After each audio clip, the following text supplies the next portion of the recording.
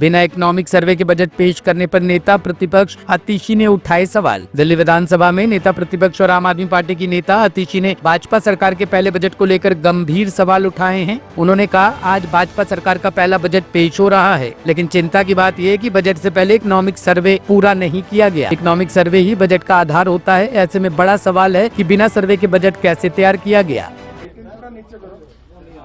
आज भारतीय जनता पार्टी की दिल्ली सरकार का पहला बजट पेश होना है, लेकिन ये बहुत चिंता का विषय है कि बजट से पहले इकोनॉमिक सर्वे ही पूरा नहीं हुआ। हमारे देश में आजादी के बाद से 1950 से ही इकोनॉमिक सर्वे बजट का आधार होता है। जो इकोनॉमिक सर्वे है वो सारे आंकड़े देता है अर्थव्यवस्था के, वो सारे आंकड़े देता है टैक्स कलेक्शन के, फिस्कल डेफिसिट के, फिस्कल सरप्लस के, कि पर कैपिटा इनकम कितनी है।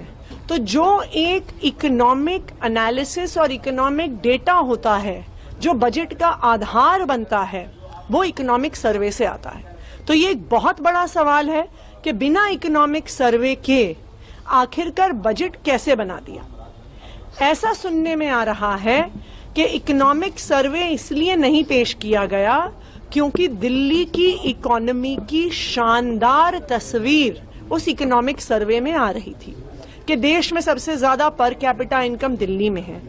टैक्स कलेक्शन की बढ़ोतरी पिछले 10 साल में अगर सबसे ज्यादा देश में हुई है तो वो दिल्ली में हुई है। अगर देश की इकलौती फिस्कल सरप्लस में चलने वाली सरकार है वो दिल्ली की सरकार है। क्योंकि आम आदमी पार्टी की अरविंद केजरीवाल जी की 10 साल की सरकार से दिल्ली की अर्थव्यवस्था में बहुत शानदार ग्रोथ हुआ है, बहुत शानदार विकास हुआ है। इस वजह से इकोनॉमिक सर्वे को सदन पटल पर पेश नहीं किया गया, ऐसा हमें सुनने में आया है। सत्ता पक्ष का कहना है कि 15 साल शीला दीक्षित गवर्नमेंट थी, 4 साल वहां भी इकोनॉमिक सर्वे के बिना ही बजट पेश किया गया था। तो ये क्या अच्छी बात है? क्या ये अच्छी बात है कि वो कह रहे हैं कि हमने बिना पढ़े लिखे सोचे समझे इकोनॉमिक आंकड़ों को देखे, दिल्ली की आर्थिक परिस्थिति को देखे, दिल्ली की अर्थव्यवस्था के, जो इंडस्ट्री के, जो व्यापारियों के, जो किसानों के, जो इकोनॉमिक इंडिकेटर्स हैं, उनको देखे बिना अगर हम अपना बजट बना रहे हैं तो मुझे ये ऐसा लग रहा है कि ये खुद ही कह रहे हैं कि हमारी कोई पढ़ी लिखी सरकार नहीं है, हम आंकड़े देखने में विश्वास नहीं करते, हम एनालिसिस में विश्वास नहीं करते, हम किस आधार पर बजट बना रहे हैं ये तो बिल्कुल ही साफ नहीं हो रहा अगर आपके पास आंकड़े ही नहीं है।